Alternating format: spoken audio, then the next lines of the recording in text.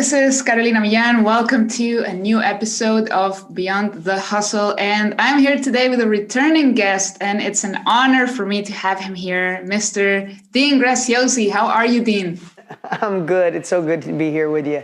It is so good to be here with you. You have no idea how excited I am. Cannot believe it's been over a year since we last did an interview, but so much has happened and so much has changed. So I really want to talk about that with you. I know it's definitely a new world. Like from the last time we hung out and the last time we talked, things have truly changed. And though it causes uncertainty and though it is extreme, I mean, if your thoughts are crazy, if you're worried about your future, congratulations for being normal. This is the craziest time in my 52 years of being on this planet.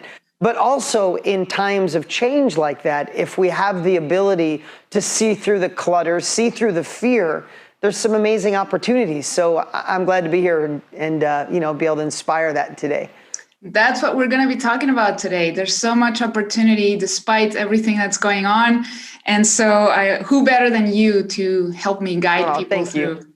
Yeah, absolutely. So first of all, I want to ask you, I'm sure there have been some challenges you yourself faced over the past year since we last spoke. So what have been some challenges you've seen in your business, your life, with your team, everything, and how did you overcome those challenges? So great question. And here's the way I look at every question that comes in my life. So I want to give you a little framework when a question comes in. At least this is through my lens. Yeah. When I hear a question like that, I think of two completely different answers. One is kind of the on-the-ground changes. We had a shift from in-person to virtual, a million different shifts, right? We had to build a studio. I'm in a virtual studio where we can do events and things like that, right? That's the tactical strategic shifts, and they're important because if you don't pivot and you kind of cross your arms waiting for things to go back, they may never go back, right, to exactly the way they were. But then the other side is I like to call going upstream, right? Because when the world shifts like that, not only do we have to switch our strategy and tactics, maybe different tools, we have to shift our mindset, don't we? Right? It's so easy to get uncertain. And when we're uncertain, our confidence goes down. When our confidence is down, we play smaller, even if we don't realize it. We move slower. We kind of wait to see if someone else is going to change or fix things or what's going on first. And when you do that, sometimes you're left behind. So let me address the upstream first. Yeah. Right? If you think of the book, Who Moved My Cheese? It's a book so many people read, right? And to really make it simple, imagine the book is two mice that are getting fed cheese every single day in the same spot. So every day they got their arms crossed going, hey, my cheese is coming. They get their cheese, they're good. All of a sudden the cheese stops coming. After a couple days, now I'm just paraphrasing this, one mouse says, hey, I don't think the cheese is coming back. I'm going to go look for more. The other one's like, no. They bring it every day. I'm waiting right here until someone brings it back. And I think when uncertainty happens, which please forgive yourself, give yourself grace for the craziness that's happened, our subconscious, our inner self-doubt, our inner skeptic says, hey, this is crazy. Don't move. Let's just wait here and see what happens. See what the government's going to do. See what the president's going to do. See if we get handouts. See if someone's going to wave a magic wand and fix it. Let's just see. When really, we must change that. We must find a depth of courage that maybe we haven't used in a long time. We must take uncomfortable action to move towards where the cheese could be going, right? The other mouse went down different tunnels until he finally found the cheese, right?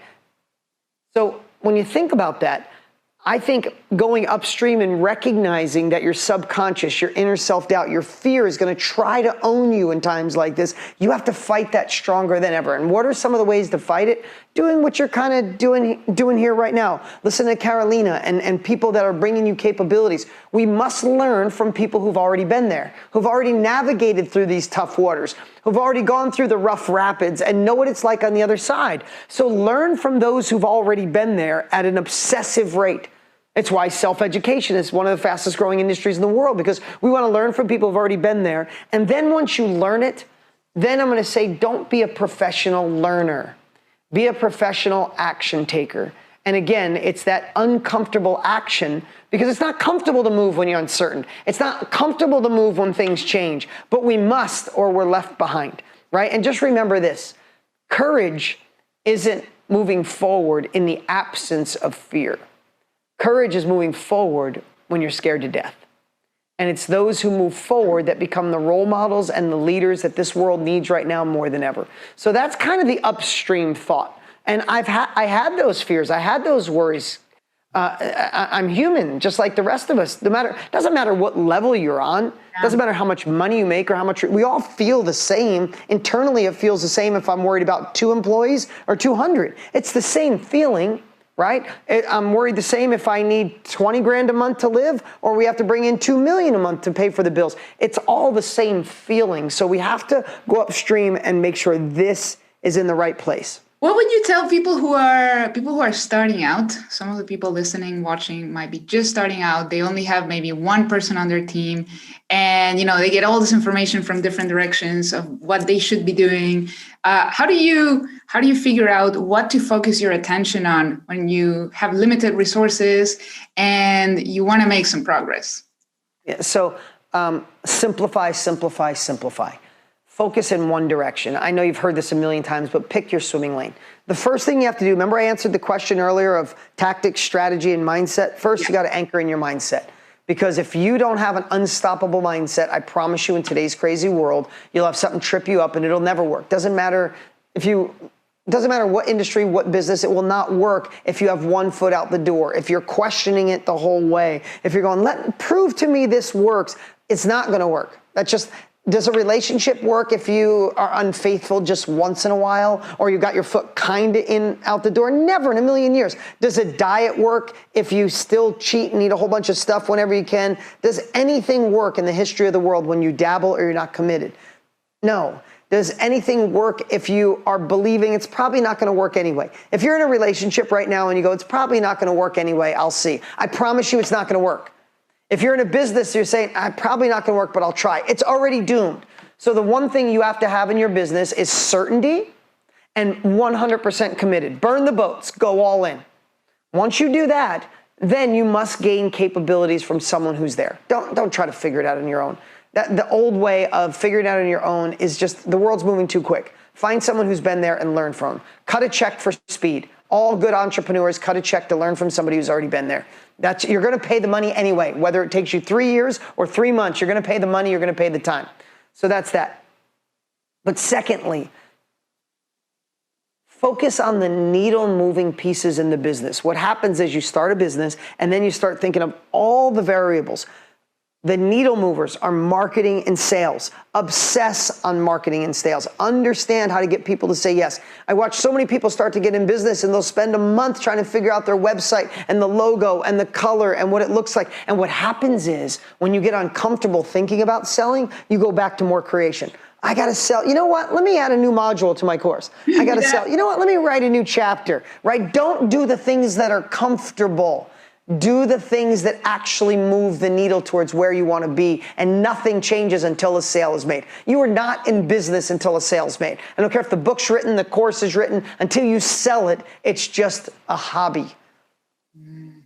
Just a hobby. And that's the other thing I wanted to ask you. You have amazing marketing stamina. I love when you talk about that. What's some advice you have for people who don't have that marketing stamina you have? How do you develop that motivation to keep going even when the first campaign didn't work and you have to go redo the whole thing? What are some tips to get that stamina? Yeah, so why are you doing it, right? You got to fight for something worthy. If you're just doing it because you want money, you'll probably give up and look for something else. It's always deeper, right? Mm-hmm. For me in my life, when I really dug deep on why I work so hard is because I never want to go backwards. For me, I was a broke kid, didn't have anything, and I watched my mom work 3 jobs to have nothing, and I didn't like being broke, and I'm never going back there. Secondly, I want my children to have choices. I have 3 beautiful children. I don't want to raise brats or entitled children, but I want them to have choices. And I also know I like to be in control of my life. When I was a kid, I moved 20 times by the time I was 19. My parents were married 9 times between them. I felt so out of control as a child that I want to be in control as an adult. As soon as I'm done with this interview, I'm literally running out the door to go pick my children up from school. Every day I pick my kids up from school. There's nothing that can stop me because I'm in control. No one tells me, oh, no, sorry, you can't leave right now, sir. It's like, yeah, that means nothing to me. I built a life where at 3 o'clock, when my kids walk outside, I'm waving to them. Today, when they go home from school and they want to tell me about their day, I'm going to be sitting with them until at 5 o'clock, I'll be at practice with my son. Tonight, I'll have dinner with my wife. Like, no one's telling me I can't do that. I wear a t-shirt every single day of my life. I have 100 great t-shirts. That's all I wear. You know why? Because I'm in control. I live where I want. I will fight tooth and nail. I will chew through a brick wall. I will break through glass. I will climb a skyscraper. If I'm not going backwards, my kids have choices and I'm in control of my life. Find a why so deep that it makes you cry, that it affects your heart. And when you're having a tough day, it'll just be part of the journey rather than the thing that stops you. I know that, and you and Tony, you mentioned him before. Tony is one of my mentors. One day, hopefully, I'll be able to interview him as well. It's a dream. He's my Everest. Yeah. I know that you and him are working on something really special. So I'd love to hear about how that's going to help people who are right now going down this path. They know they need to invest in their self-education. They don't know if they're listening to the right people. So what are you and Tony working on? Oh, yeah, we're doing something so cool. So literally right now, you have to go in your phone and block out May 11th through May 15th. Like literally right now, we are doing what we're calling the Own Your Future Challenge. Because I feel this way. If we don't own our future in this shifting world, someone else is gonna. And I know maybe that's my childhood coming back, but I don't want anybody to own my future. And when it's time to pivot, shift, explore, sometimes we're really scared and don't know where to look or who to believe, right? Tony's got 45 years in serving people. I have 23 years of serving people, collectively 65 years of doing this. And we decided to do a challenge, and it's not kind of free, it's totally free. It's going to be over 5 days. It's about 2 hours a day. And what we're going to do over those 5 days is pull back the curtain first on your beliefs. First to give you the take uncertainty and make it complete certainty that you can shift, that you can pivot, that you can do this elegantly. And then over the 5 days, we're going to pull back the curtain on the knowledge industry, the information industry, the self-education industry, and show you how to unlock that asset. Show you how to, day 3, you have to show up. I'm going to teach how to elegantly sell through the eyes of service. Day 4, we're going to teach you how to share, right? Whether that's a Zoom or online or creating a course or a workshop or a live weekend over, what you and I are doing right now, right? This isn't for other people anymore. The knowledge industry isn't for other people, it's for you. And we decided to pull back the curtain and do that over 5 days. So right now, go to Carolina's, we registered this for you, carolinasLink.com. carolinasLink.com. You could sign up for free, not kind of free. And I'm going to tell you 3 quick things. 1, go do it, because this is a free challenge over 5 days. We're not doing replays. It goes away when it's done. So don't have FOMO. Go to it. Secondly, get a friend or 2 to do it with you. Don't let them miss out on this. When you go to the link, you're going to freak out when you see the other speakers that are doing this with us. From like our friend Brendan Burchard and Trent Shelton and Jenna Kutcher and Jamie Kern Lima and Prince EA and Dave Hollis. Oh my God, Glow. We have Shailene Johnson. The speakers that we're having all coming to serve you. I don't think it'll ever happen again in a lifetime, because it's COVID. It's an unprecedented time, and we're all coming together to share unprecedented information. So, and just so you know, we're going for 1 million people strong. Tony and I did a challenge in January. We had 830,000 people. Wow. This time we're going for 1 million. So you're not going to want to miss this epic event. carolinasLink.com. Put it in your phone, May 11th through the 15th. Get a friend. Last thing I'll say, just because it's free, do not discredit this. In any other time in history, you'd pay $10,000 to be an event like this, and that's just true. It's free. Pretend you paid $5,000 or $10,000 for it. You'll show up with journal in hand and gain the capabilities you need to empower yourself to make smart decisions in this shifting world. Outstanding. I couldn't think of anyone better than you guys to be sharing the path for all of us, everyone to follow. I'll certainly be there. I'm looking forward to it already. Everything that I can learn. Every time I watch you and Tony and everyone, I learn new things. And sometimes you listen to something you heard before, but you are a different person. And then it's like, wow, I didn't I didn't hear it that way. Exactly. The first time. So go ahead, guys, go to carolinaslink.com, register. I cannot believe you guys are doing it for free. So thank you so much. Dean, thank you for your time today. This has been amazing. What are some final words of inspiration for the people in my audience who are listening, who, are still a little bit fearful? Yeah. Some final words of inspiration for people struggling. Well, two things. First thing is, Carolina, I appreciate what you do for the world. I appreciate your smile. I love following some of the things you do online, only because we've had a personal connection. We've got to meet a few times in person. So keep up the great work. I'm proud of you. Thank you. Secondly, I think we have to look through the lens of, in this craziness, what does the world need most? How do we heal the world one person at a time? How do we heal the world economy one person at a time? The world needs role models. The world needs leaders. And it's in all of us. We're all role models and we're all leaders once we decide to be. So I'm going to encourage you to gain the capabilities, whether that's with Tony and I or someone else, but then take the uncomfortable action needed to lean into your full potential. Uncomfortable action. I'm going to keep that as one of my mantras. Thank you, Dean. Love you. Thank you so much. And cannot wait. Appreciate you so much. And I'll see you soon. Bye, guys. Wait to see you again in person. Bye. Thank you.